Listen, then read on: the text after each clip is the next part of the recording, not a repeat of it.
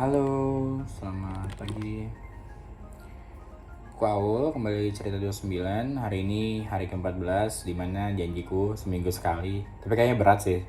Tapi aku akan coba. Aku bakal review buku yang baru selesai aku baca atau udah lama aku baca. Hari ini aku baru selesai menyelesaikan buku ini. Jika Kucing Lenyap dari Dunia, dari Genki Kawamura. Bukunya aku kira bakal menyenangkan, bakal ngebahas gimana sih kalau kucing itu nggak ada di dunia, apa yang menyebabkan itu, terus novel yang kayak seru. Ternyata sedih banget. Ternyata hubungan tentang orang tua, tentang teman, dan tentang nilai-nilai kehidupan. Jadi premisnya itu bilang bahwa gimana sih rasanya kalau hari ini kita semua di dunia ini divonis cuma punya umur beberapa hari lagi, dan tiba-tiba sosok yang disebutkan di sini iblis mirip sama kita gitu perawakannya hadir dan nawarin satu hal gitu. Kamu boleh nih nambah umurnya 1 hari, tapi kamu harus ngilangin satu hal di dunia. Nah masalahnya kalau misalnya satu hal ini kita yang milih itu gampang aja kan, tapi ini si iblisnya yang milih. Ini itu cerita tentang tukang pos muda yang harus milih antara nyawanya atau benda-benda yang dipilih iblis itu adalah benda-benda yang sangat berharga untuknya gitu. Jadi kayak aku harus milih umurku atau hal ini gitu. Nah hari ini aku coba bagiin apa yang telah aku baca. Semoga kalian suka atau semoga ada beberapa nilai baik yang bisa kalian dapatkan ya.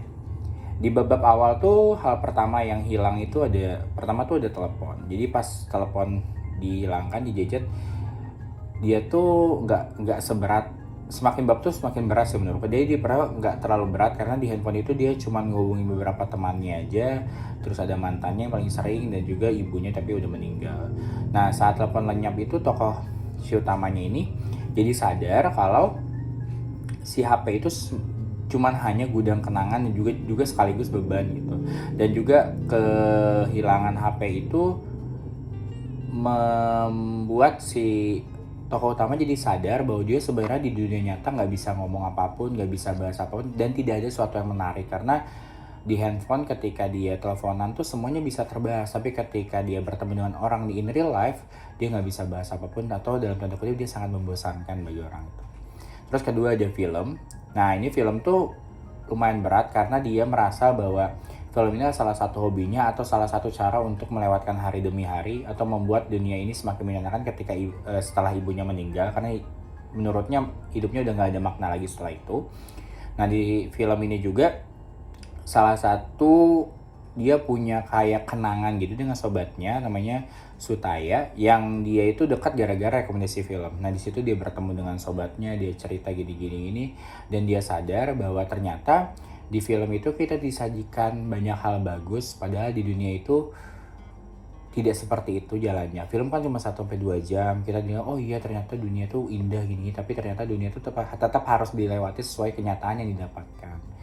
Yang ketiga menurutku yang paling seru itu saat iblisnya hilangin jam. Bayangin deh kalau di dunia ini nggak ada jam ya gimana.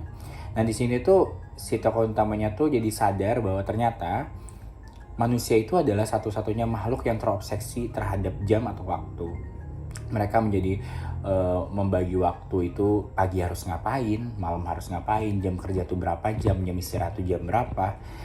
Dan di situ dia sadar bahwa sebenarnya jam itu bagusnya menciptakan keteraturan, tapi di sisi lain menciptakan kecemasan dan keterburuan. Jadi kayak buru-buru banget gitu. Padahal setelah jam hilang, ya walaupun ada negatifnya, dia jadi bingung ini pagi atau malam, dia harus ngapain jam segini. Dia jadi sadar bahwa hal yang paling penting di dunia itu hadir di waktu itu gitu. Nah, setiap benda yang hilang ternyata membawa sebagian dari identitas kita. Kita seringkali gak menghargai sesuatu sampai benda itu benar-benar lenyap. Kayak tadi pas dia hilang HP, dia sadar bahwa ternyata di dunia ini dia penting untuk bersosialisasi seperti itu. Buku ini tuh seolah nanya ke kita, berapa banyak sih kenangan yang bakal ikut hilang ketika benda-benda di sekitar kalian hilang. Puncaknya adalah ketika sang iblis itu udah gak tahu lagi mau ngilangin apa, dan saat si tokoh utamanya mainin kucing, dia bilang itu aja hilangin. Nanti kucing ini tuh namanya lucu banget, Kubis. Terus sebelumnya kucing namanya Selada. Jadi kayak ibunya ngasih nama kucing itu karena ibunya sangat suka kucing. By the way, di sini ceritanya jadi dalam banget karena kucing ini tuh bukan hanya hewan peliharaan, tapi jadi sesuatu yang ngingetin si tokoh utama ke ibunya. Nah, di titik ini si tokoh utama sadar bahwa ingat lagi apa omongan ibunya dulu. Ibunya pernah ngomong gini, ini quotes yang bagus banget menurutku, bahwa dia ngomong untuk mendapatkan sesuatu, kita harus kehilangan sesuatu. Selama ini dia egois gitu, merasa egois untuk ngejar sesuatu dalam hidup atau mengejar umurnya setiap hari lebih lama lebih banyak dengan ngilangin hal-hal di dunia yang menurut dia penting gitu, sampai dia lupa bahwa ya hidupnya itu ditentuin oleh kasih sayang dan hubungan yang dia punya dengan makhluk lain. Buku ini tuh seolah ngajarin kita juga untuk berhenti sejenak dari kesibukan dan nanya, kalau hari ini dunia berakhir, apa yang bakal paling aku tangisin gitu, paling kita tangisin, paling kita berat untuk lupain. Seringkali kita terlalu sibuk untuk mengejar sesuatu yang besar sampai lupa kalau hidup kita tuh sebenarnya terdiri dari serpihan kecil, obrolan lewat telepon sama orang tua, kalau kita lupa nonton filmnya sama berkali-kali sama sahabat atau pasangan, atau sekedar elus kepala kucing yang kita punya atau peliharaan lainnya. Pelajaran adalah jangan tunggu sesuatu itu lenyap untuk menyadari betapa berharganya itu. Teruslah hidup di masa kini, di waktu yang kini. Hiduplah dengan penuh syukur, seolah nggak ada tawaran untuk menukar nyawa kita dengan benda yang harus dilenyapkan seperti tokoh utama itu. Nah, mungkin hidup itu indah justru karena itu bisa berakhir. Seperti kata ibunya di tokoh ini tuh, bahwa dunia itu penuh dengan hal-hal yang tidak bisa digantikan. Dan yang paling menyakitkan itu ketika dia udah nggak mau ngilangin, dia bilang aku nggak bisa ngilangin kucingnya, biarin aku mati aja. Setelah itu iblisnya malah jadi patah arah. Dia akhirnya tahu bahwa waktu ini akan datang gitu, bahwa si tokoh utamanya bakal sadar bahwa ternyata hal-hal yang dihilangin itu nggak akan menambah kebahagiaannya. Dan akhirnya dia sadar satu-satunya hal yang belum dilakukan di muka bumi adalah kembali untuk menemui ayahnya yang setelah kematian ibunya nggak pernah dihubungi. Dan di akhirnya kayak gitu, terus dia datangin ayahnya. Dan situ menurutku kayak wow, film yang perkembangan karakternya bagus banget. Nah, yang mau aku bilang adalah jangan biarin hari kalian lewat gitu aja tanpa makna. Karena pada akhirnya yang tersisa bukan apa yang kita miliki, tapi apa yang kita beri dan rasa cinta yang pernah kita bagi.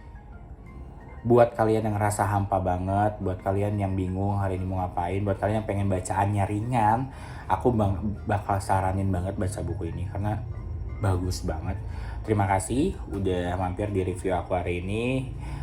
Sampai jumpa di episode berikutnya. Tetap sama pesanku, tetaplah bertahan, tetaplah bahagia. Dadah.